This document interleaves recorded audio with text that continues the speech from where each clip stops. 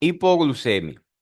Como todos sabemos, la hipoglucemia es uno de los trastornos metabólicos más comunes en la práctica clínica. Diría que es el más común, ¿no? En toda la práctica médica, de los trastornos metabólicos, la hipoglucemia. Definimos hipoglucemia como niveles bajos de glucosa sanguínea, ¿no? Niveles bajos de glucosa sérica. Y esta puede ser causada con frecuencia por fármacos. La principal causa de hipoglucemia en la práctica médica son los fármacos.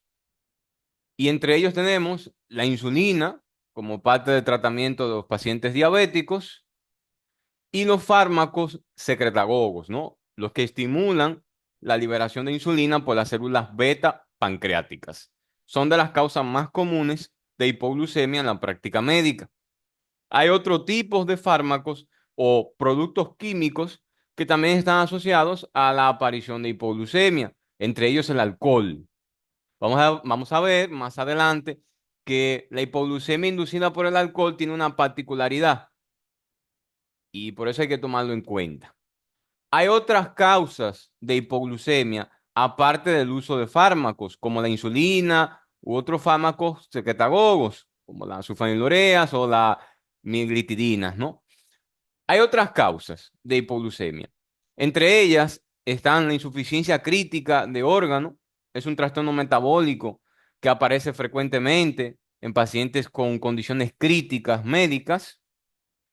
La septicemia también es causa común de hipoglucemia. La inanición o la falta de ingerir alimentos. Las deficiencias hormonales también pueden ser causa. Deficiencia principalmente de cortisol y hormona de crecimiento. Son de las principales causas de forma hormonal de hipoglucemia. Tumores que no son de células beta pancreáticas también pueden llegar a producir hipoglucemia. Tumores de células beta pancreáticas, principalmente el insulinoma, que es un tumor de las células beta pancreáticas que secreta gran cantidad de insulina y por ende una de sus consecuencias es la hipoglucemia. Ahí entra, el insulinoma es la principal causa de hiperinsulinismo endógeno, ¿no? Hiperinsulinismo inducido por el propio cuerpo. Es una de las principales causas de hipoglucemia de ese tipo. Es el prototipo de ese tipo de hipoglucemias. Algunas cirugías del estómago, por ejemplo, está la cirugía, por ejemplo, en Gede-Rose, la gastrectomía en Gede-Rose, es la que más se asocia a la aparición de hipoglucemia tras un procedimiento quirúrgico, es una de las más comunes. Debemos recordar que cuando hablamos de hipoglucemia, se nos viene a la mente una famosa triada. Esta es la triada de Whipple. Todo paciente que tenga manifestaciones clínicas típicas de hipoglucemia, ¿no? Síntomas consistentes de hipoglucemia, que estaremos hablando cuáles son, una concentración baja de glucosa demostrada o cuantificada por un método exacto, un glucómetro, ¿no? Una prueba sanguínea, y un alivio de esos síntomas tras la ingesta de glucosa. Entonces, confirmamos de que esos síntomas, ese cuadro clínico que se desarrolló, fue secundario a la hipoglucemia. Toda hipoglucemia debe ser corroborada con la triada de Whipple. Síntomas, consistencia de hipoglucemia, concentración baja de glucosa plasmática, demostrada por un método exacto, y que los síntomas mejoren o que desaparezcan tras la administración de glucosa. Es la triada clásica de Whipple de la hipoglucemia. Todo fenómeno que desarrolla hipoglucemia se manifiesta o debe manifestarse con la triada de Whipple para ser considerado como una hipoglucemia per se. Se habla de un límite inferior de glucemia en ayunas. Sabemos que lo normal es entre 70 y 110 miligramos sobre 100 mililitros. Ese es el valor normal, ¿no? Adecuado para la glucemia en ayunas. Y ese es el límite inferior de la glucemia en ayunas, es de 70 miligramos sobre decilitro. Vamos a ver que más adelante se van a disparar ciertas respuestas endocrinológicas, neurológicas, tras la disminución de el aporte de glucosa sanguínea, ¿no? Por debajo de 70 ya puede haber manifestaciones clínicas. Ahora, los diabéticos tienen un umbral para la glucemia más alto, un poco más alto, por el deterioro de las respuestas ante la hipoglucemia. Vamos a ver más adelante cómo se pueden desarrollar o a qué se debe, ¿no? Toda esta alteración. Se debe sospechar en todo individuo que presente una confusión, de episodio de confusión, alteración del conocimiento o una convulsión. Todo paciente que llega a la emergencia con un cuadro de convulsiones, un cuadro de confusión o alteración del estado de conciencia, debe tener una glucemia realizada. Siempre hay que descartar la hipoglucemia en cualquier paciente que llegue a una sala de emergencias con convulsiones, con confusión, alteración de estado de conciencia. Siempre hay que descartar una hipoglucemia. Es el trastorno metabólico más común que puede desarrollar trastornos neurológicos, ¿no? Agudos principalmente. Fíjense en esta tabla donde los pacientes con hipoglucemia podemos dividir dos grupos principalmente. Pacientes que se encuentran en un estado grave o que están consumiendo algún tipo de fármacos y pacientes que son aparentemente sanos, que no tienen ninguna enfermedad y que no están consumiendo fármacos en ese momento.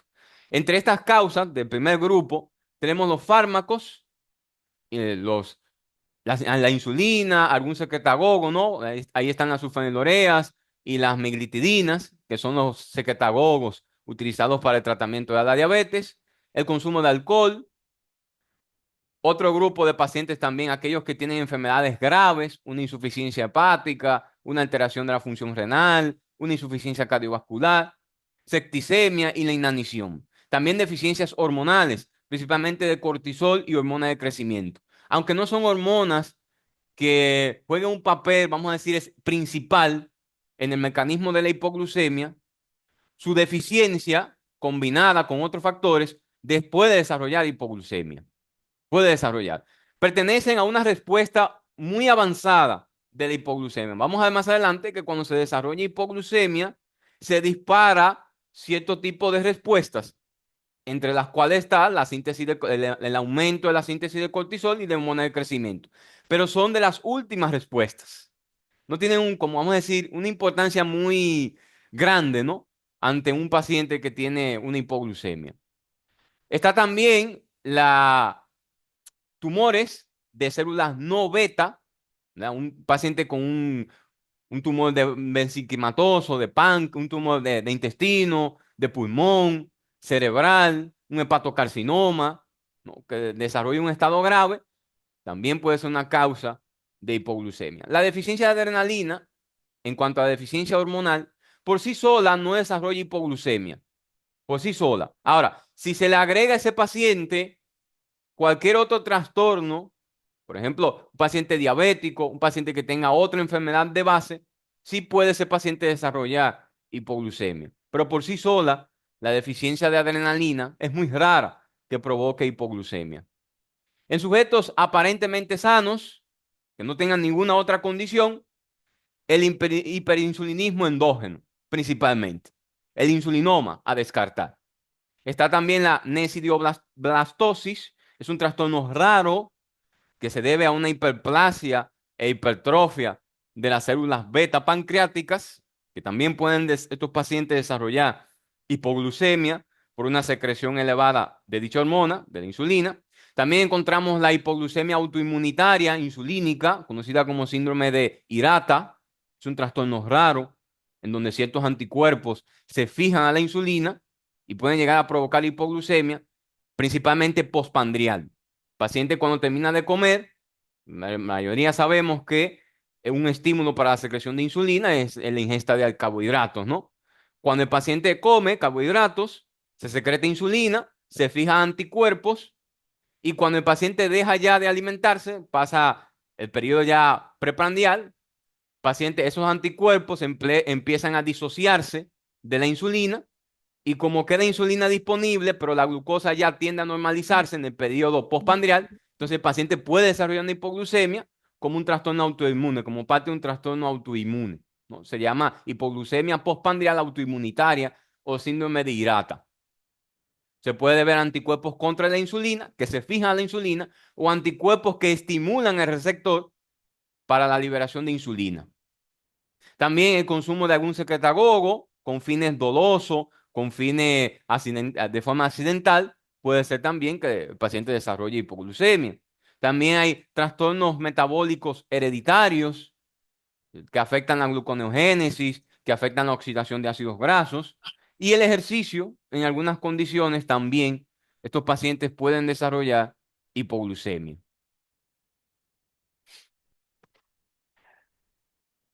Recordando que el principal órgano que requiere del aporte, ¿no?, de glucemia sanguínea es el sistema nervioso central, nuestro cerebro, el encéfalo. La glucosa es un carbohidrato indispensable para el metabolismo energético del encéfalo. Es indispensable en circunstancias fisiológicas. Ahora, cuando ese aporte de glucosa empieza a reducirse, nuestro sistema nervioso central también puede obtener esa energía de los ácidos grasos, pero ese no es un sustrato ideal para el aporte energético. Es la glucosa principalmente. Es un aporte, nuestro sistema nervioso central debe recibir ese aporte constante, de forma constante, de glucosa, ya que el cerebro, el encéfalo, no puede sintetizarla, ni tampoco puede almacenarla. Necesita un aporte ininterrumpido, ¿no? Siempre constante de glucosa desde la sangre arterial. Valores normales de glucosa en ayunas, ¿no? Entre 70 y 110 miligramos por 100 mililitros en ayunas. Ese valor adecuado. Oiga, esto va a depender de muchos factores. Por ejemplo, si el paciente es diabético o no, va a depender de estos factores por igual. Durante el ayuno, las cifras de glucemia se conservan. Y esto es gracias a ciertos mecanismos fisiológicos que se encuentran en algunos órganos y sistemas. Está, por ejemplo, la producción endógena de glucosa por parte de la glucogenólisis hepática, el aporte, ¿no?, de glucosa en ayunas por parte de la glucogenólisis hepática y por parte también de la gluconeogénesis que se da principalmente en el hígado y también en los riñones. Las reservas de glucógeno hepático conservan esta glucemia, ¿no?, cerca de 8 horas. Posterior a las 8 horas, estas cifras de glucemia suelen bajar, tienden a reducirse. Y si el paciente entra en un estado de ayuno prolongado, puede entrar en hipoglucemia. Hay que tomar en cuenta ciertos conceptos a la hora de hablar de la hipoglucemia, ya que es muy importante tenerlos en cuenta.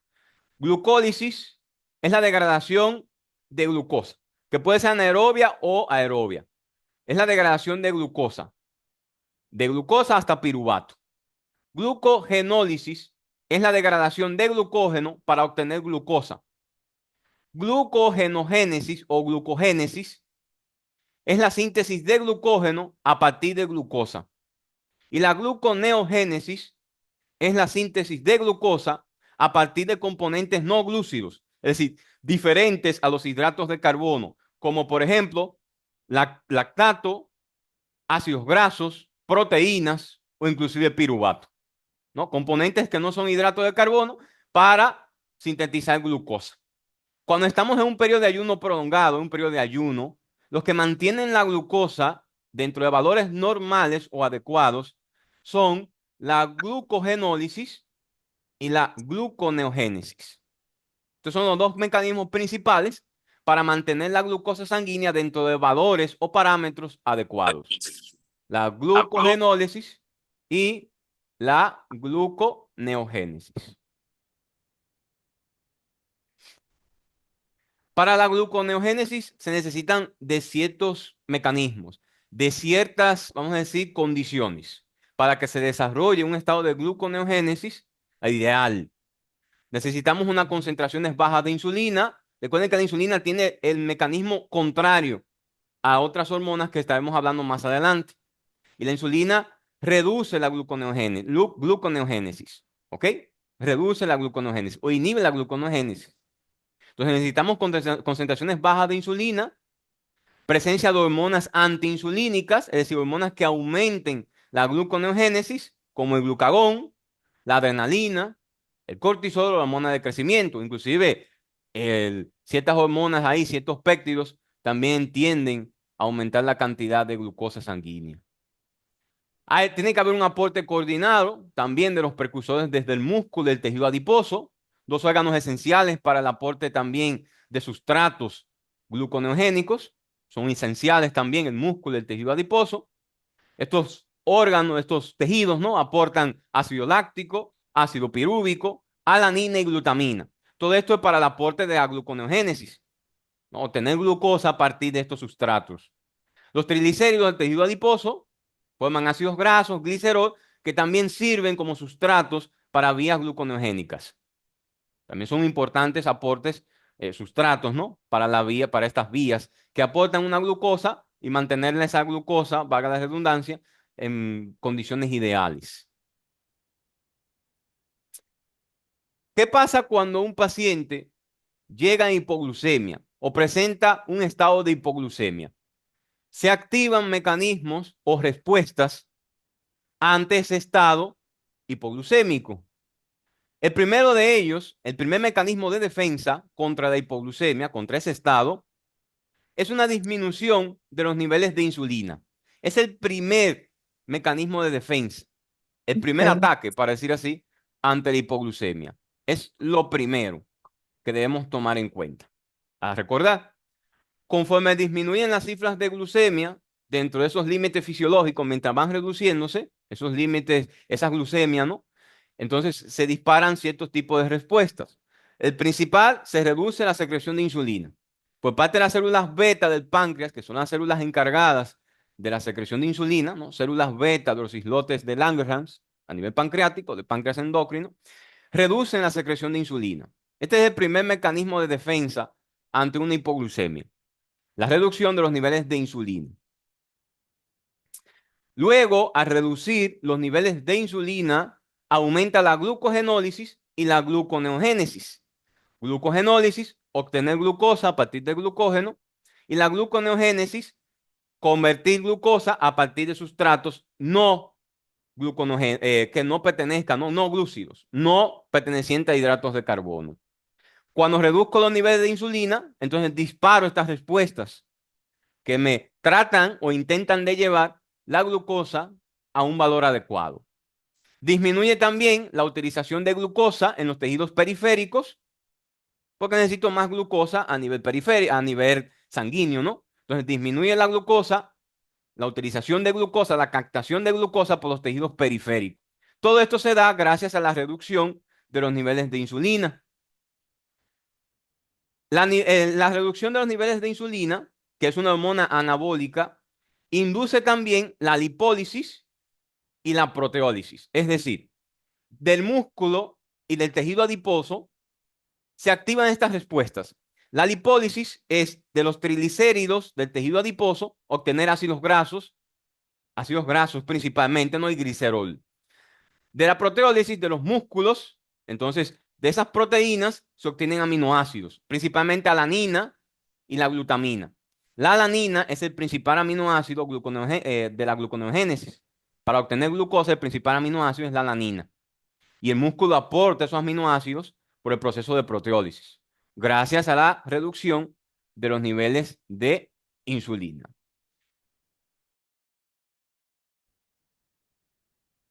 ¿Cuáles son los efectos de la hormona insulina? La hormona insulina tiene principalmente efectos anabólicos. Es una hormona principalmente anabólica, secretada por las células beta de los islotes de Langerhans a nivel pancreático, ¿no? Páncreas endocrino. Dentro de sus efectos endocrinos, a nivel hepático, tenemos que la insulina aumenta la síntesis y el almacenamiento de glucógeno, es decir, aumenta la glucogénesis, aumenta la síntesis y almacenamiento proteico y aumenta la lipogénesis. Es decir, los ácidos grasos, a partir de glucosa, se convierten entonces en triglicéridos, ¿no? Entonces, la insulina tiene todos estos efectos anabólicos a nivel hepático e inhibe la gluconeogénesis, la glucogenólisis y la cetogénesis. Por eso, cuando tengo hipoglucemia, tengo que reducir los niveles de insulina para que me activen estas respuestas que me produzcan glucosa, gluconeogénesis, glucogenólisis y la cetogénesis, la formación de cuerpos cetónicos, ¿no? Tengo que inhibir la insulina, reducir los niveles de insulina en un estado de hipoglucemia para activar estas respuestas. Porque todas las hormonas contrarreguladoras o antiinsulinas hacen los efectos contrarios a la insulina y aumentan la glucosa en plasma. A nivel muscular, la insulina también tiene acciones.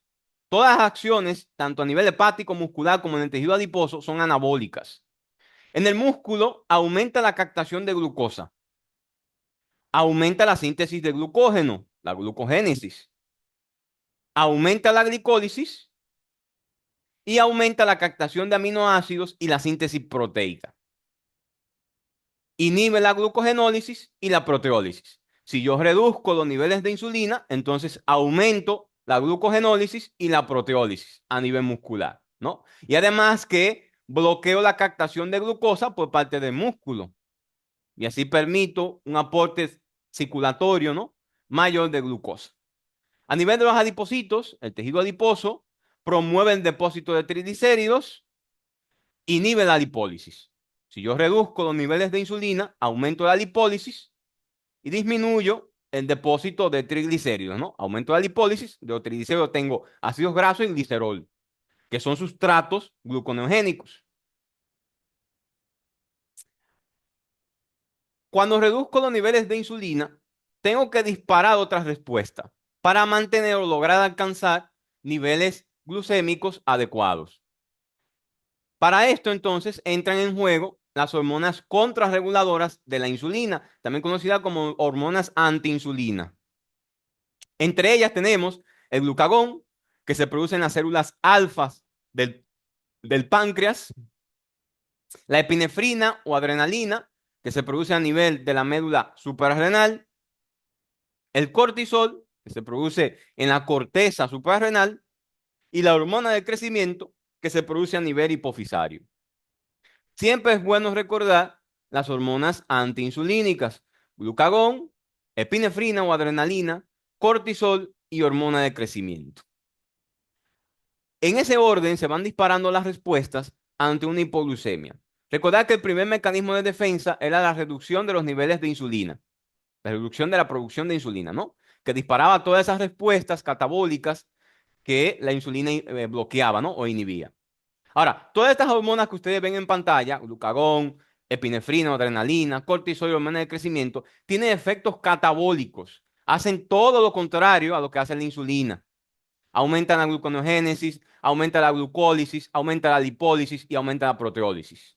Todas estas hormonas hacen el mecanismo contrario, ¿ok? Y en ese orden se van disparando esas respuestas contra la hipoglucemia. ¿Cuál es el segundo mecanismo de defensa contra la hipoglucemia? Según vaya reduciéndose, ¿no?, el nivel de la glucosa.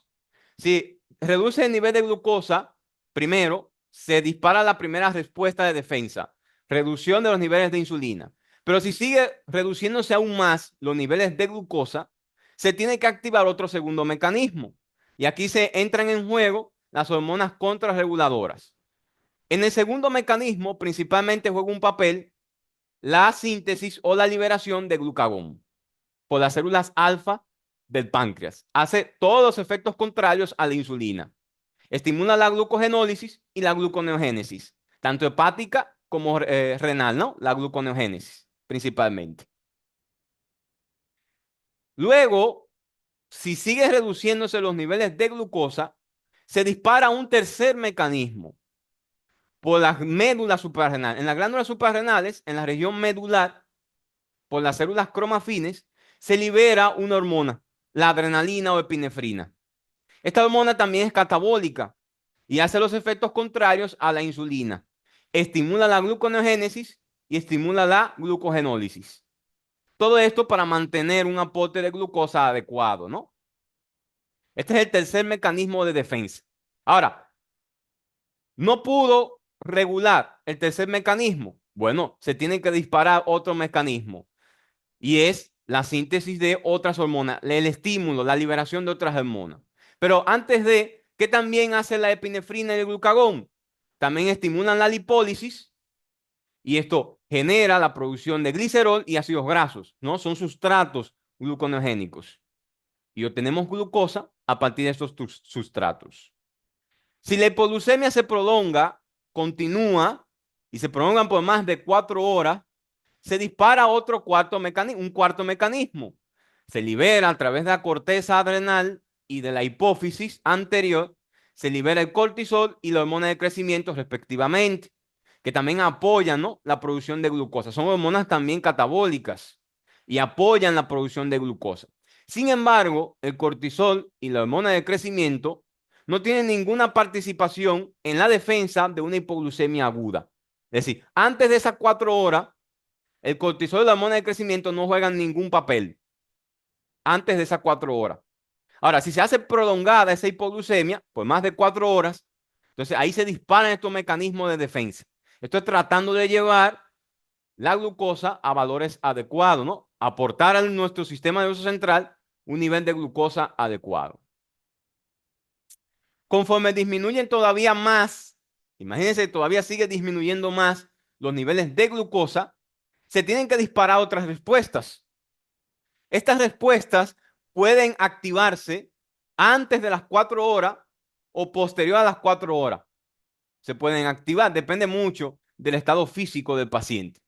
Aquí el paciente empieza a tener síntomas de defensa conductual contra la hipoglucemia, ¿no? El hambre, el deseo de ingerir alimentos, tiene este deseo, ¿no?, conductual de ingerir alimentos, ingestión de alimentos, se activa esta respuesta para proteger, ¿no?, el organismo ante la hipoglucemia. Aquí vemos todo lo que acabé de mencionar.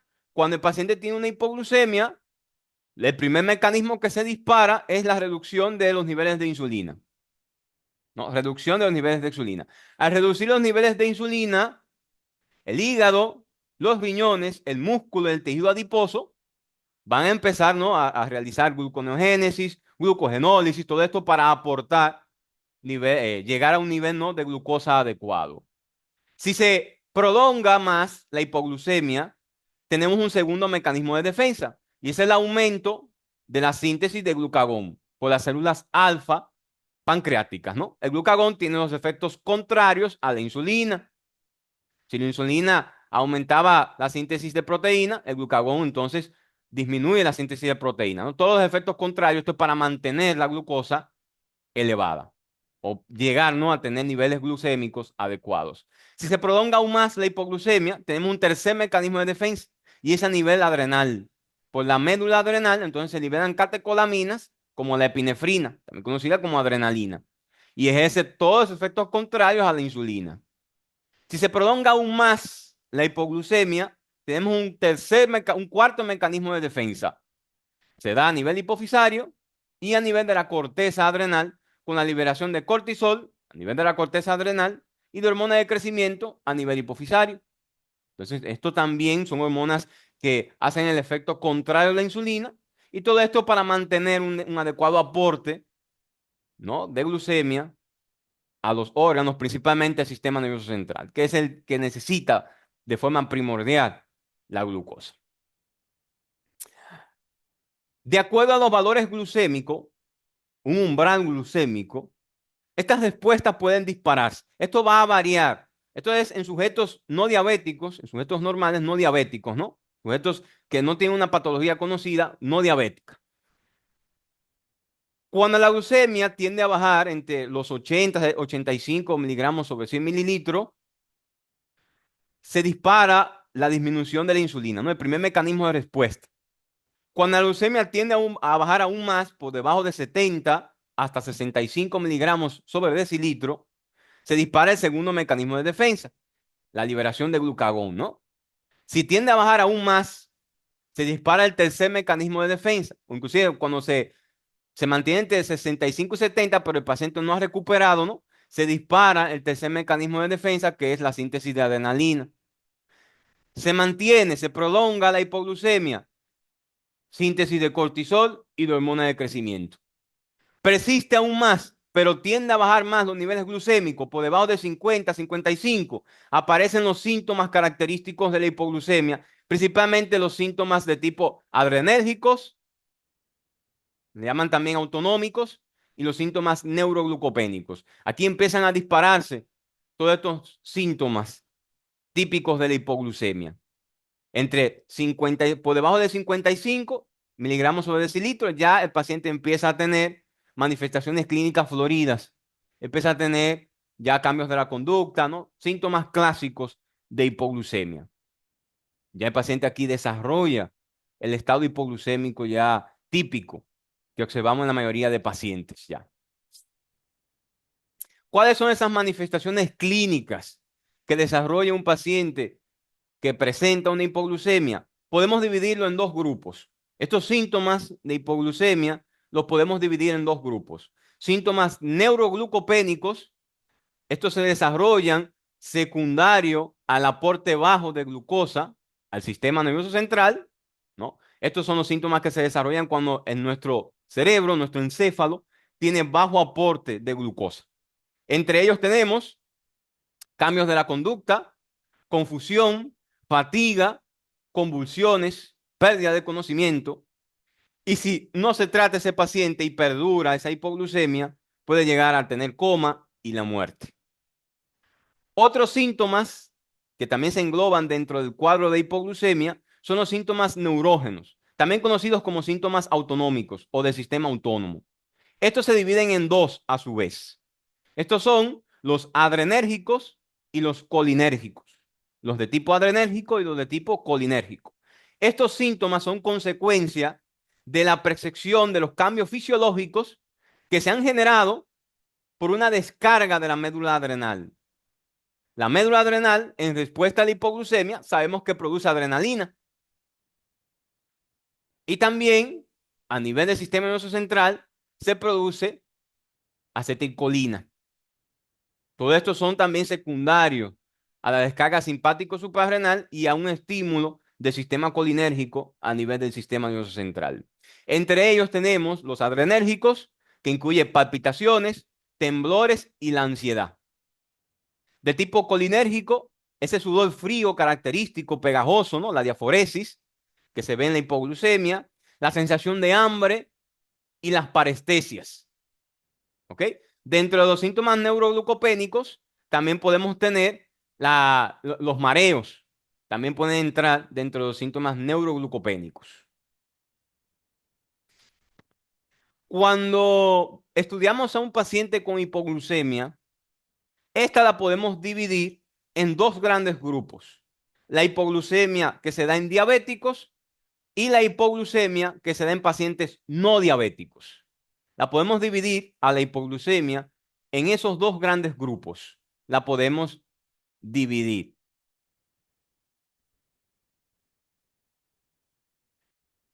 Constituye la hipoglucemia en el paciente diabético, constituye el principal limitante para el tratamiento y un control adecuado de la diabetes. Es el principal limitante, la principal complicación que nos limita a que el paciente tenga un adecuado control, un adecuado tratamiento. Es el principal factor limitante, la hipoglucemia, que hay que tomarlo muy en cuenta. Se da principalmente en aquellos pacientes que utilizan insulina, por ende es más común, ¿no? En pacientes diabéticos tipo 1, que utilizan una sulfonilurea o una glidina o meglitidina, que estos dos grupos de fármacos son los llamados secretagogos, son los que estimulan la liberación de insulina por las células pancreáticas y por ende se utilizan como parte del tratamiento de la diabetes tipo 2. La incidencia de la hipoglucemia en el paciente diabético es menor en la diabetes tipo 2 que en la diabetes tipo 1. Esto es porque los pacientes diabéticos tipo 1 utilizan siempre insulina, mientras que los diabéticos tipo 2 pueden o no llegar a utilizar uno de estos fármacos que acabé de mencionar. Pueden o no utilizarlos. Por ende, la incidencia de hipoglucemia es mayor en los pacientes con diabetes tipo 1 que en los pacientes con diabetes tipo 2. Pero ese factor limitante, ese factor que nos complica llevar un adecuado tratamiento y un adecuado control en la mayoría de los pacientes con diabetes. La hipoglucemia en el paciente diabético ocurre sin importar el nivel de hemoglobina glicada, sin importar el nivel de hemoglobina 1C o hemoglobina glicada o glucosilada, como le llaman también, puede ocurrir sin importar el nivel de hemoglobina glicada. Puede ocurrir sin importar el nivel, no importa el nivel, puede ocurrir una hipoglucemia. Y esto hay que tomarlo muy en cuenta. Dentro de los factores de riesgos para que un paciente diabético desarrolle hipoglucemia son varios. Entre ellos tenemos la dosis de insulina o del mismo fármaco secretagogo. Pueden ser muy excesivas o mal cronometradas. Esto es un factor muy limitante, ¿no? La dosis de insulina puede ser muy excesiva o mal cronometrada.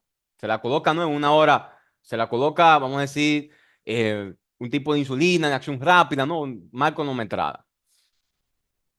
Disminuye el ingreso o consumo de glucosa exógena en el ayuno. Por ejemplo, el paciente diabético que utiliza insulina y que disminuye el aporte, ¿no? El aporte de comida, el aporte de alimentos, mantiene un ayuno prolongado, también predispone a que ese paciente desarrolle una hipoglucemia. En los pacientes con diabetes se recomienda el ejercicio. Parte de un manejo adecuado de control glucémico es el ejercicio. Y se debe instruir a los pacientes a que mientras están haciendo ejercicio, están perdiendo peso haciendo ejercicio, aumenta la utilización de glucosa por el músculo del tejido adiposo, aumenta la utilización de glucosa durante el ejercicio. Y esto puede ser un factor de riesgo para que ese paciente desarrolle hipoglucemia. Por eso hay que tenerlo en cuenta esta parte, muy en cuenta. Durante el ejercicio, el aporte de glucosa al músculo, al tejido adiposo, a los órganos, aumenta y puede reducir los niveles sanguíneos de glucosa. Y más si está utilizando insulina, dosis alta, ¿no? Que tiene mayor riesgo entonces ese paciente de desarrollar hipoglucemia. Se intensifica la sensibilidad a la insulina, aumenta la pérdida pondera. Cuando el paciente empieza a perder peso como parte de los síntomas catabólicos de la diabetes, empieza a perder peso, ese paciente empieza ese tejido adiposo a reducirse, por ende, a reducir el tejido adiposo, el paciente empieza a aumentar la sensibilidad a la insulina. Recuerden que en la diabetes, principalmente en la diabetes tipo 2, hay una resistencia de los tejidos a la insulina. Y esto principalmente se da por el tejido adiposo en los pacientes obesos. Pero mientras ese paciente va perdiendo peso, va reduciendo la resistencia a la insulina, pero va aumentando su sensibilidad. Y por eso ese paciente, con una dosis elevada de insulina, puede entrar en hipoglucemia según va reduciendo de peso, ¿no? Recuerden también que en la diabetes se genera un estado catabólico y este paciente puede ir reduciendo de peso.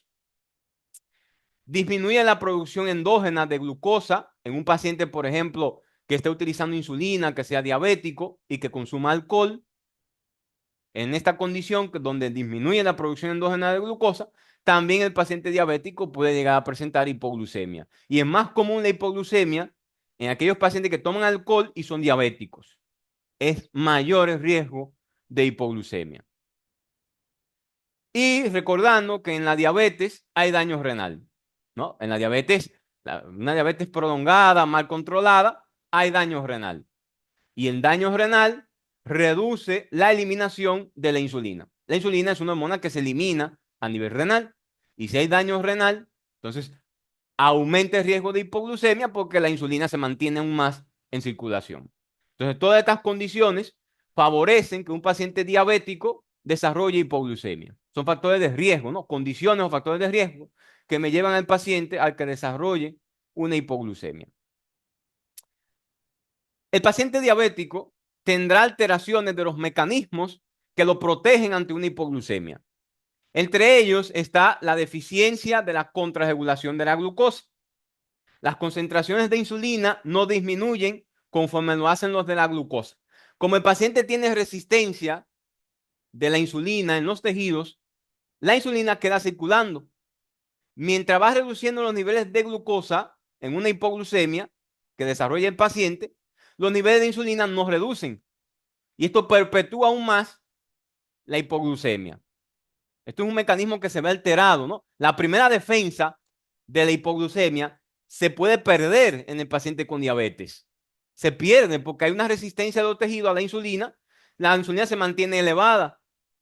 Entonces, no hay cómo reducirla. El paciente empieza a reducir glucosa, pero la insulina se mantiene elevada. Por eso hay un umbral que tomamos en la práctica médica de que los pacientes diabéticos con una glucemia por debajo de 100 hay que tenerlo en vigilancia porque ese paciente prácticamente puede ir entrando en hipoglucemia. Cuando el umbral de un paciente normal es de 70 a 110, en los pacientes con diabetes, una glucemia por debajo de 100 ya puede ese paciente presentar manifestaciones clínicas de una hipoglucemia. Y es por esta razón, porque los niveles de insulina ya están elevados. Se pierde el principal mecanismo de defensa. El primero, ¿no? Se ha perdido. Después de unos pocos años, después de unos pocos años de duración de la enfermedad, por ejemplo, una diabetes tipo 1, un paciente puede tener concentraciones de glucagón que no incrementan a medida que disminuyen las concentraciones de glucosa en plasma. Hay una alteración de la síntesis de glucagón por las células alfa pancreáticas. Y aquí tenemos que se pierde el segundo mecanismo de defensa.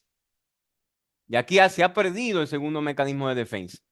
Entonces todo origina la diabetes, principalmente la diabetes tipo 1, con alteraciones no inmunológicas, destructivas de las células pancreáticas. Ya las concentraciones de glucagón no incrementan a medida que disminuyen las concentraciones de glucosa. ¿Por qué? Uno vamos a decir, de las respuestas a esto es que si la insulina se mantiene elevada, por ejemplo, un diabetes tipo 2, la insulina se mantiene elevada, para que el glucagón sea liberado, necesito reducir los niveles de insulina. Ese es uno de los estímulos para liberar glucagón, que reduzcan los niveles de insulina. En un paciente diabético tipo 2, que hay resistencia del tejido a la insulina, se mantiene elevada en sangre y no se dispara la segunda respuesta. Y aquí vemos cómo se bloquea la segunda respuesta. En los diabéticos tipo 1, recuerden que hay destrucción de las células beta, principalmente del páncreas, pero esto altera también la síntesis de glucagón, porque para que se libere glucagón, tengo que tener reducción de los niveles de insulina. Y en la diabetes tipo 1 hay ausencia de los niveles de insulina. Hay una pérdida total prácticamente de los niveles de insulina. Y no se da ese estímulo, ¿no?, para la síntesis de glucagón. Se altera el incremento de las concentraciones de adrenalina también por las alteraciones disautonómicas que se generan en la diabetes. Fíjense cómo todas las defensas ante una hipoglucemia se van perdiendo en los pacientes diabéticos. El umbral glucémico, para que se active la respuesta simpático-suprarrenal, ¿verdad?, para que se desarrollen todos esos síntomas típicos de la hipoglucemia, se desplaza hacia concentraciones menores de glucosa plasmática. Es decir, para que un paciente diabético pueda presentar todos esos signos y síntomas de la hipoglucemia típicos floridos, el umbral entonces se desplaza a concentraciones menores. Para que se dispare esta respuesta, tiene que reducirse más la glucemia. Inclusive muchos hablan hasta menor de 40. Cuando en una persona no diabética, el umbral para que se disparen estas respuestas es menor a 55. En un paciente diabético, el umbral se desplaza más hacia abajo. Y hay pacientes diabéticos que no perciben los síntomas, inclusive hasta con 40 de glucosa. No perciben los síntomas porque su umbral se desplazó a niveles menores de glucosa para que se disparen las respuestas típicas de los síntomas, ¿no?, de la hipoglucemia. Y por eso hay que tomar en cuenta cuando aquel paciente va entrando en una glucemia por debajo de 100, que va entrando en 100, hay que tenerlo vigilado porque ese paciente no va a responder como un paciente no diabético. Y eso hay que tenerlo en cuenta en los pacientes que desarrollan hipoglucemia y son diabéticos. A veces no manifiestan los síntomas típicos, las respuestas se han perdido y no manifiestan los síntomas típicos que un paciente no diabético. Y aquí entramos a lo que estábamos mencionando hace un ratito, ¿no? El umbral de la glucemia, de la respuesta simpático-suprarrenal, que es la que se desarrolla todos los síntomas adrenérgicos y colinérgicos de la hipoglucemia, el paciente entra en un estado que se conoce como síndrome de desconocimiento de la hipoglucemia. Se llama síndrome de desconocimiento. Es por todas estas alteraciones que se produjeron anteriormente, el paciente no reconoce su estado hipoglucémico. Desaparecen los síntomas de alerta, de tipo adrenérgico y colinérgico. No logra abortar, ¿no?, el episodio. Es decir, como no hay respuesta, como no se activan estos síntomas, el paciente no percibe su hipoglucemia. Entonces, el paciente no puede lograr abortar el episodio ingiriendo carbohidratos porque no lo percibe los signos y síntomas. No se perciben por el paciente. Y esto es grave porque el paciente llega a la emergencia en coma, en convulsiones, con una alteración neurológica severa, porque ya el sistema nervioso central no pudo soportar más y cayó, ¿no? Entonces, esto es muy peligroso en los pacientes diabéticos y hay que tomarlo en cuenta. Hay que educar al paciente diabético para que tenga en cuenta su estado glucémico. Hipoglucemia sin diabetes. Así como hay una hipoglucemia en pacientes diabéticos, hay una hipoglucemia que se genera en pacientes no diabéticos. La condición principal es que no sea diabético, ¿no? Para que se genere la hipoglucemia en este grupo de pacientes. Entre ellos, tenemos aquellas personas que reciben fármacos. Por ejemplo, vamos a hablar de algunos fármacos que pueden generar hipoglucemia, enfermedades críticas, insuficiencia cardíaca, insuficiencia renal, deficiencias hormonales, principalmente deficiencia de cortisol y hormona de crecimiento, tumores de células no beta, es decir, tumores de células que no sean pancreáticos, no beta pancreáticos, hiperinsulinismo endógeno, aquí entran los tumores de células beta pancreáticas, como los llamados insulinomas, la hipoglucemia accidental o iatrogénica, la hipoglucemia subrepticia o ficticia, aquellos pacientes que se colocan no insulina o secretagogos para simular enfermedades, para llamar la atención al médico, y ciertas metabolopatías, que no estaremos hablando mucho sobre ellas, pero hay ciertas metabolopatías que se desarrollan y que pueden generar en el paciente, principalmente en niños, cuadros de hipoglucemia. Aquí les traigo un pequeño cuadro, por ejemplo, de ciertas metabolopatías. Toda deficiencia que afecte una de las enzimas esenciales para las vías gluconeogénicas y para las vías glucolíticas y glucogenólicas, entonces va a producir hipoglucemia. Hay que recordar 4 enzimas que son básicas o esenciales para que se genere una gluconeogenia excelente o de forma adecuada. Esas 4 enzimas son la glucosa 6-fosfatasa, la vemos acá arriba, la fructosa 1,6-bifosfatasa, la fosfoenolpiruvato carboxilasa y la piruvato carboxilasa. Estas son las enzimas clave para la gluconeogénesis. La deficiencia de cada una de estas enzimas puede desarrollar, principalmente en niños, cuadros de hipoglucemia severa. Otras deficiencias es la deficiencia de carnitina, la deficiencia de acetil-CoA deshidrogenasa de cadena intermedia, muy larga y corta, y ciertas deficiencias de algunas enzimas que pertenecen a esas vías para vías gluconeogénicas y vías glucogenólicas. Si hay deficiencia de cada una de estas enzimas, entonces el paciente puede desarrollar hipoglucemia. No vamos a hablar mucho sobre ellas, pero esto es muy importante tomarlas en cuenta. Fármacos. Una de las principales causas de hipoglucemia en el paciente no diabético son los fármacos. Aquí puede entrar también la insulina, por ejemplo, tratando un paciente que tenga algún tipo de hipoglucemia por estrés, puede entrar ese paciente en hipoglucemia. Secretagogos de forma accidental, de forma subrepticia, ¿no? Es decir, facticia, que ingiera secretagogos, también las sulfonilureas, ¿no? Y las meglitidinas. El etanol, que es una de las drogas que principalmente ocasiona hipoglucemia, y hay que tomar en cuenta algo del etanol. El etanol es el alcohol, ¿no? El etanol o el alcohol bloquea la gluconeogénesis, pero no bloquea la glucogenólisis. Es decir, el etanol produce hipoglucemia por depresión de glucógeno. Bloquea la gluconeogénesis, pero no bloquea la glucogenólisis. El glucógeno se depleta. Y esto es muy importante recordar porque los pacientes que entran en una borrachera, que salen de una borrachera, su hipoglucemia puede desarrollarse 4 o 8 horas después del estado de embriaguez. Y es porque la hipoglucemia que genera el etanol es por depresión de glucógeno.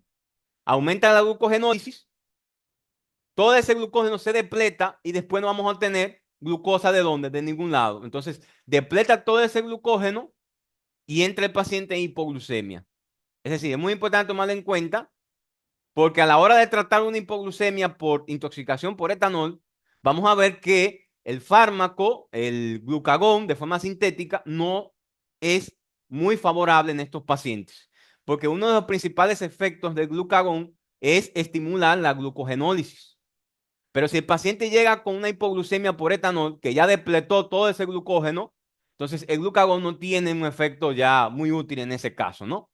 Por eso hay que tomar en cuenta la hipoglucemia por etanol.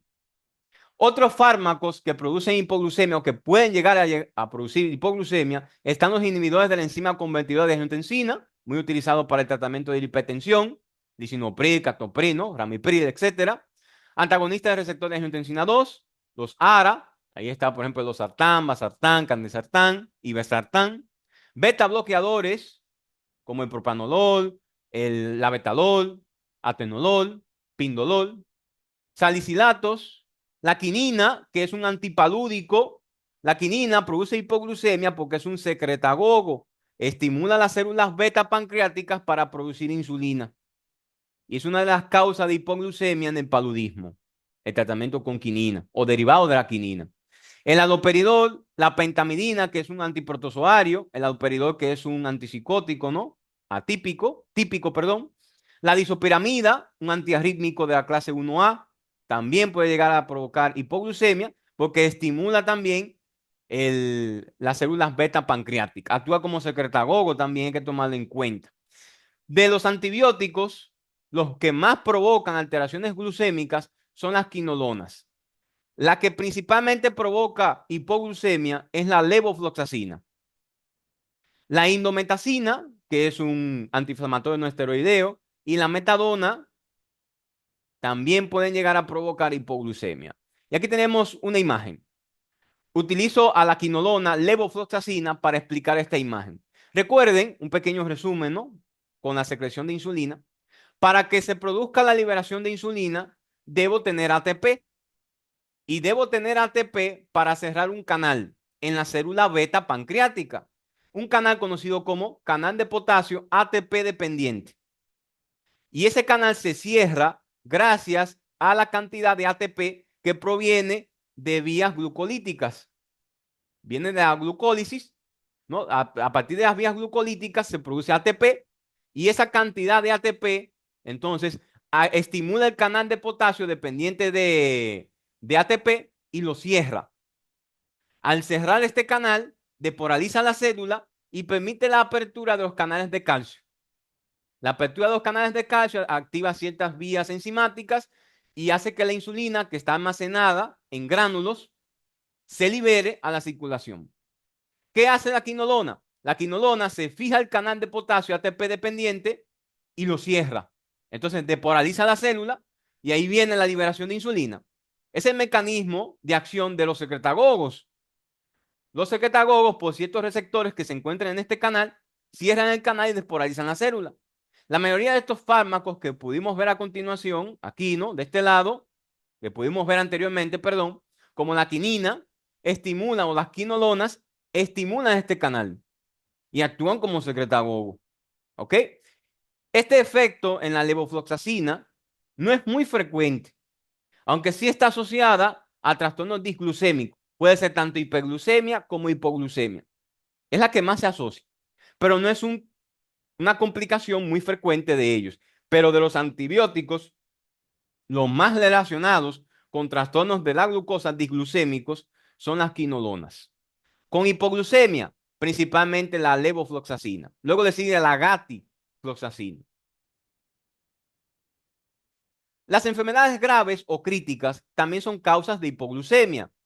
En estas condiciones se liberan interleuquinas, como el factor de necrosis tumoral, que bloquea ciertas vías gluconeogénicas. La insuficiencia renal, alteración renal, ¿no? Se altera la vía gluconeogénica también. La insuficiencia hepática, obviamente la principal vía gluconeogénica se altera a nivel hepático. La insuficiencia cardíaca por congestión hepática, alteraciones proinflamatorias también, síntesis de marcadores proinflamatorios. Se altera también las vías gluconeogénicas. La septicemia y la inanición, como parte de una enfermedad grave, también pueden llegar a provocar hipoglucemia. La septicemia por la liberación de citoquina, todas estas enfermedades que son estados proinflamatorios, con liberación de citoquina, ¿no? Estado de proteínas de marcadores de reactante de fase aguda, todas estas alteraciones, entonces bloquean vías gluconeogénicas, vías glucogénicas, se bloquean, entonces todos estos pacientes pueden entrar en hipoglucemia. Es una de las complicaciones frecuentes en pacientes en estado crítico, la hipoglucemia. Dentro de las deficiencias hormonales que producen hipoglucemia está la deficiencia de cortisol y la hormona de crecimiento. Deficiencia de cortisol y la hormona de crecimiento. Y es como parte de ciertos trastornos. Puede ser como parte de una insuficiencia córtico suprarrenal primaria, como una enfermedad de Addison, o un hipopituitarismo, ¿verdad? Una deficiencia de las hormonas hipofisarias, entonces puede llegar a provocar hipoglucemia. La deficiencia de cortisol produce agotamiento de glucógeno, se agota el glucógeno, se generan trastornos en la gluconeogénesis y se alteran la producción de precursores gluconeogénicos. Todo esto se da en la deficiencia de cortisol. En la deficiencia de hormona de crecimiento, que principalmente en niños provoca cuadros de hipoglucemia. Recuerden que tanto el cortisol como la hormona de crecimiento por sí solas no son esenciales, para así decirlo, para mantener una glucosa adecuada. Pero cuando se asocian a otros trastornos, sí pueden llegar a provocar hipoglucemia. La hipoglucemia no constituye una manifestación de un estado de deficiencia de adrenalina. Ya lo mencioné anteriormente, ¿no? Ahora, si el paciente tiene una deficiencia de adrenalina cortisol, hormona de crecimiento y tiene otra condición que favorezca a la depresión de glucógeno, que favorezca a inhibir las vías gluconeogénicas, sí puede llegar a tener entonces hipoglucemia. ¿Ok? Ahora, si la reposición de glucocorticoides es adecuada, tanto la deficiencia de cortisol como la deficiencia de adrenalina y hormona de crecimiento no generan cuadros clínicos, siempre y cuando haya un aporte adecuado de glucocorticoides, ¿no? O de vías gluconeogénicas, siempre y cuando haya un aporte adecuado. Hay tumores de células no beta que pueden llegar a provocar hipoglucemia y lo hacen principalmente por un mecanismo. Pueden ser que produzcan de forma ectópica factor de crecimiento tipo 2 similar a la insulina, que ejerce efectos similares a la insulina. Y estos pacientes pueden tener también hipoglucemia inducida por tumores no beta. Los principales tumores que se asocian a estos cuadros clínicos son los tumores mesenquimatosos, principalmente los mesenquimatosos, también conocidos como epiteliales. Bueno, mesenquimatosos o epiteliales, perdón. Los hepatomas, los carcinomas córticos suprarrenales o los tumores carcinoides. Pueden llegar a provocar cuadros de hipoglucemia por secreción ectópica de estos factores. Ahora, hay unos tumores más raros, hay un cuadro clínico más raro que se debe también a la secreción ectópica de factor de crecimiento similar a la insulina de tipo 1. Estos factores ejercen efectos muy similares a la insulina y el paciente puede llegar a provocar cuadros de hipoglucemia. Hay un cuadro rarísimo en la práctica clínica que se conoce como síndrome de Dodge-Potter. Es un tumor de pleura, que produce factor de crecimiento similar a la insulina tipo 2. Es parte de un síndrome paraneoplásico. Produce este factor y el paciente tiene hipoglucemia, pero es en el contexto de un tumor pleural. Se llama síndrome del Dodge-Potter. Lo pueden encontrar por ahí en la literatura, ¿no? Hiperinsulinismo endógeno. Cuando hablamos de hiperinsulinismo endógeno, se nos viene a la mente un tumor. El prototipo de los cuadros de hiperinsulinismo endógeno es el insulinoma. Es un tumor de células beta pancreáticas que secreta grandes cantidades de insulina. Ahora, hay otro trastorno más raro aún, es la necidioblastosis. Es una hipertrofia e hiperplasia de las células beta pancreáticas, que también estas células cuando están hipertrofiadas o hiperplásicas, obviamente habrá una producción excesiva, ¿no?, de insulina. También está la hipoglucemia autoinmune postpandrial o síndrome de Hirata. Ya expliqué, ¿no? Anticuerpos se fijan a la insulina y cuando el paciente empieza a comer, se libera más insulina, fijan estos anticuerpos la insulina, Pero ya cuando el paciente entra en el periodo postprandial, se va acabando, ¿no? La glucosa, se va agotando la glucosa, los anticuerpos se van disociando de la insulina y ahí va la insulina ejerciendo la acción y el paciente entra en hipoglucemia. Se llama síndrome de Hirata o síndrome de hipoglucemia autoinmunitaria postprandial. También el consumo de algunos fármacos los secretagogos, ¿no? Pueden inducir un hiperinsulinismo. Tanto los fármacos son causa de hipoglucemia en el paciente diabético como en el paciente no diabético. Y los secretagogos pueden inducir un hiperinsulinismo, como las sulfonilureas, la glibenclamida, glimepiride, ¿no? Glicacida, son las sulfonilureas.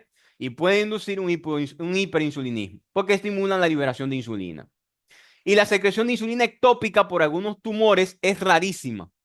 Hay algunos tumores que de forma ectópica, como un cuadro, como un síndrome paraneoplásico, secretan insulina. Es una forma muy rara de hiperinsulinismo endógeno. El signo fisiopatológico fundamental del hiperinsulinismo endógeno, es decir, el dato fisiopatológico para hablar de hiperinsulinismo endógeno, es una secreción de insulina que no disminuye durante un cuadro de hipoglucemia. Es decir, yo tengo un paciente con hipoglucemia, le hago insulina, le hago péptido C, le hago proinsulina, veo niveles elevados de estas hormonas, de la insulina, del péptido C que se co-secreta con la insulina, ¿no? Es parte de la cadena terminal de la insulina, de la proinsulina. La proinsulina, cuando hago estas hormonas, estos productos, en un paciente en estado de hipoglucemia, se la tomo, ¿no? Le tomo la muestra, voy a notar que se encuentran elevadas. Este es el cuadro que me define al hiperinsulinismo endógeno. Un aumento de la secreción de insulina a pesar de que el paciente está en un estado de hipoglucemia. Y recordar, para hablar de hipoglucemia real, hipoglucemia, ¿no? Hipoglucemia como tal, necesitamos tener la triada de Whipple, ¿no? Pero recordar que durante ese episodio hay que tomar la sangre y luego administrar la glucosa, porque no podemos dejar al paciente así. Pero mientras el episodio de hipoglucemia sintomática, se deben tomar muestras. Es el momento ideal para hablar de hiperinsulinismo endógeno. Porque recuerden que en un paciente donde tiene adecuada secreción de insulina, el primer mecanismo de defensa es una disminución de la secreción de insulina. Si un paciente presenta hipoglucemia y tiene un adecuado nivel de producción de insulina, cuando hacemos la glucosa y la insulina, entonces el paciente tendrá insulina baja porque tiene buena respuesta, ¿no? Pero para hablar de hiperinsulinismo endógeno, entonces tiene que tener insulina elevada ante el episodio de hipoglucemia. Entonces, para esa situación, ya mencioné que se debe realizar insulina, péptido C, proinsulina, el beta hidroxibutirato, que es un cuerpo cetónico, y tiene los efectos indirectos de forma inversa de la insulina. Es decir, si la insulina está baja, el beta hidroxibutirato estará elevado. Y si la insulina está alta, el beta hidroxibutirato estará bajo. ¿Ok? Midiendo los cuerpos cetónicos, principalmente el beta hidroxibutirato, puedo tener un valor indirecto de la acción de la insulina. Y los niveles de beta hidroxibutirato son inversamente proporcionales a los niveles de insulina. Si la insulina está alta, el beta hidroxibutirato estará bajo. Y si la insulina está baja, el beta hidroxibutirato estará alto. En un estado de hiperinsulinismo endógeno, el beta hidroxibutirato debe estar bajo, ¿no? Para hablar de hiperinsulinismo endógeno. Concentraciones de glucosa durante la hipoglucemia, es decir, durante el estado de hipoglucemia hay que tomar glucosa, pero obviamente hay que tratar esa hipoglucemia luego de obtener la muestra, ¿no? Porque recuerden que la hipoglucemia es un cuadro que puede ser fatal. Entonces, signos diagnósticos que me orientan a un hiperinsulinismo endógeno.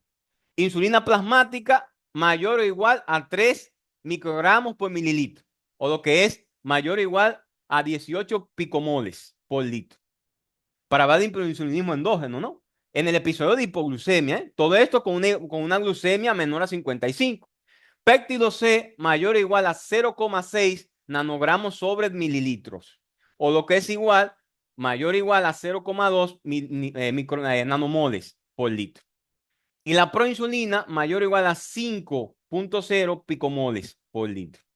Todo esto ante un paciente que tiene una glucemia inferior a 55 miligramos por 100 mililitros.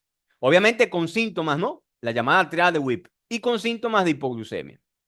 Luego de que verifique que tiene síntomas y lo demás, obviamente que tome las muestras, ¿no? Debo administrar glucosa a ese paciente.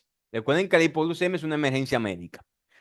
Y la concentración plasmática del beta hidroxibutirato estará baja, menor a 2.7 nanomoles, ¿ok? Por litro. Menor o igual a 2.7 del beta hidroxibutirato. Mientras la insulina esté alta, el beta hidroxibutirato estará suprimido. Y contrario, ¿no? Cuando la insulina esté baja. Insulinoma es la principal causa de hiperinsulinismo endógeno. El insulinoma es un tumor de células beta de los islotes pancreáticos que secreta insulina. Es la principal causa de hiperinsulinismo endógeno y es una causa rara, ¿eh? No es una causa frecuente, es una causa rara de hiperinsulinismo endógeno. Se presenta un caso por cada 250.000 personas a nivel mundial. Es rara la presencia de un insulinoma. Más del 90% de los insulinomas son benignos. Un 10% pueden ser malignos. La mediana de edad para que se presente un insulinoma es a los 50 años, pero puede presentarse en pacientes más jóvenes como parte de una neoplasia endocrina múltiple u otros trastornos hereditarios que predisponen a ciertos tumores. Se puede presentar en pacientes más jóvenes, pero la mediana edad para que se presenten es 50 años de edad. Por lo común son pequeños, lo que hace un déficit diagnóstico. Son muy pequeños, miden por lo general menos de 2 centímetros de diámetro. Más del 90% de estos tumores son muy pequeños, lo que hace muy difícil su diagnóstico. Más del 90% de los casos. Y los estudios tomográficos y de resonancia magnética detectan estos tumores con una sensibilidad de 70 a 80%. Fíjense que aunque tienen buena sensibilidad, no tienen la que se requiere, ¿no? Una sensibilidad muy alta, de 70 a 80%, porque son tumores muy pequeños, menos de 2 centímetros de diámetro. El diagnóstico y el tratamiento de la hipoglucemia va a depender de la causa, pero la mayoría de estos cuadros se tratan de forma igual, ¿no? El diagnóstico va a depender de la causa, pero el tratamiento, por lo general, es corregir la hipoglucemia. Es lo primordial, es lo lógico. En personas con síntomas típicos de hipoglucemia, siempre que sea posible, se toma muestra de sangre antes de administrar la glucosa, ¿no? Esto es, recordar, para descartar o confirmar el hiperinsulinismo endógeno, ¿no? En caso de que yo esté sospechando. Síntomas típicos de que de hipoglucemia, TREA de WIP y los síntomas ya que pudimos ver anteriormente. Siempre que sea posible, se toma muestra de sangre antes de administrar glucosa para corroborar la hipoglucemia y para descartar o confirmar que sea un hiperinsulinismo endógeno o no. Debe cumplirse la triada de Whipple para hablar de hipoglucemia como tal, y la concentración normal de glucosa ante un paciente sintomático descarta la hipoglucemia. Yo tengo un paciente con signos y síntomas típicos de hipoglucemia y la hipoglucemia está dentro de valores normales. Descarté la hipoglucemia. Debo buscar otra causa de esos signos y síntomas, ¿no? Si no hay certeza de la causa del episodio de hipoglucemia, es decir, si yo no tengo un cuadro concreto, si el paciente no tiene infecciones, no tiene, por ejemplo, uso de fármacos, si yo no tengo una causa concreta, no tengo una causa certera de la causa de su hipoglucemia, entonces debo medir insulina plasmática, péptido C, proinsulina y el beta hidroxibutirato. Recordar todo esto durante el cuadro de hipoglucemia. Todo esto durante el cuadro de hipoglucemia. Insulina plasmática, péptido C, proinsulina y el beta hidroxibutirato. Detección sistemática de los hipoglucemiantes orales, es decir, se pueden medir en sangre. Las sulfonilureas se pueden tomar muestras para llevar al laboratorio y medir en sangre las sulfonilureas para descartar, ¿no? Que no sea un cuadro de hipoglucemia por sulfonilureas. Esto es muy importante también a tomar en cuenta. Y puede aparecer también la pseudohipoglucemia. ¿En qué consiste la pseudohipoglucemia? Imagínense que tomamos una muestra que fue enviada al laboratorio. En el laboratorio esa muestra no fue introducida todavía en la máquina y se permaneció por varias horas fuera de la máquina, ¿no? Fuera del reactivo, fuera del componente. Los eritrocitos y los glóbulos blancos que están presentes en la muestra consumen esa glucosa y puede dar un falso positivo de hipoglucemia. Pero el paciente no tiene síntomas. Esto es lo típico. El paciente no tiene síntomas, se le toman muestras y tiene una glucosa muy baja, pero no concuerda con los síntomas, con el cuadro clínico del paciente, ¿no? Puede ser una causa de pseudohipoglucemia. Ahora, el citrato también, las muestras ricas en citrato o en ciertos anticoagulantes pueden también producir glucólisis. Entonces pueden depletar la glucosa y pueden provocar una falsa hipoglucemia. Puede verse esas dos causas. O ciertos componentes que tienen los tubitos, citrato y lo demás, pueden producir glucólisis y depletar la glucosa. O puede tardar mucho la muestra en el laboratorio y los eritrocitos y los glóbulos blancos que están ahí consumen la glucosa. Esto se llama pseudohipoglucemia.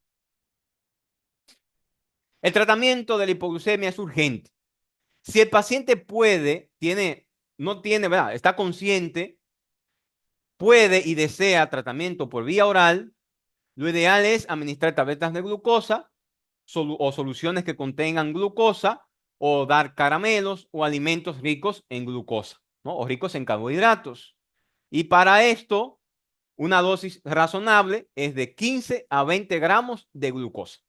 15 a 20 gramos de glucosa es una dosis razonable para ese cuadro de hipoglucemia. Si el paciente no puede o no desea ingerir carbohidratos, necesitamos la administración endovenosa, ¿verdad? De glucosa. Va de 15 a 25 gramos. Por general, 25 gramos en destroza al 50%. En ampollas, ¿no?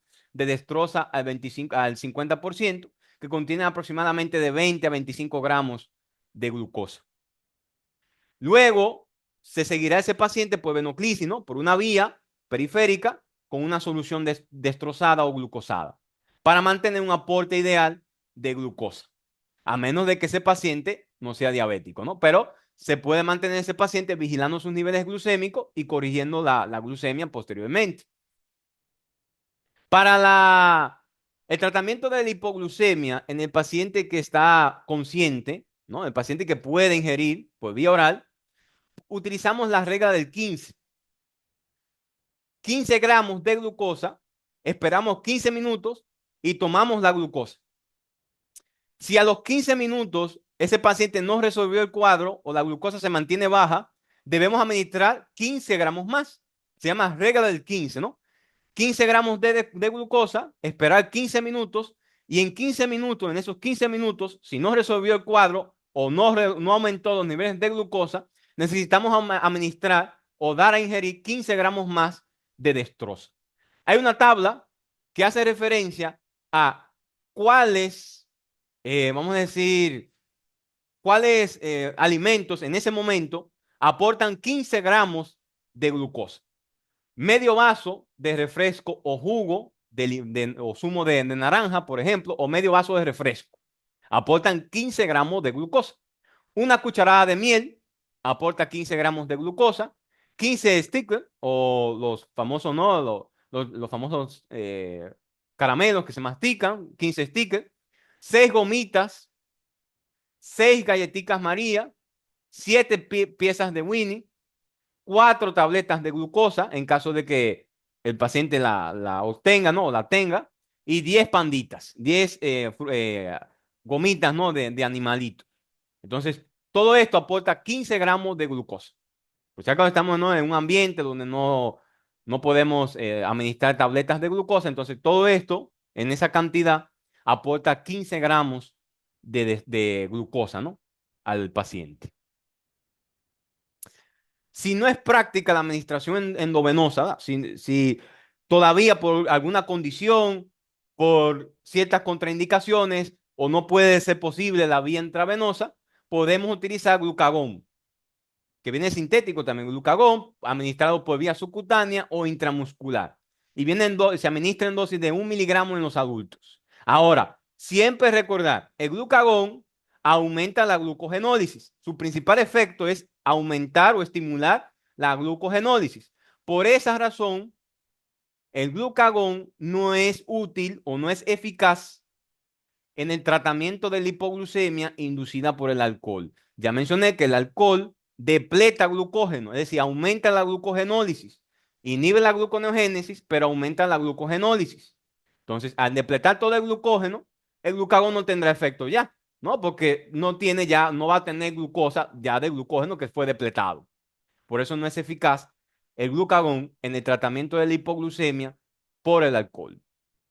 El glucagón también estimula la secreción de insulina y por ende puede originar hipoglucemia de rebote, porque el glucagón, cuando se administra en dosis prolongada, puede estimular la dosis, la secreción de insulina.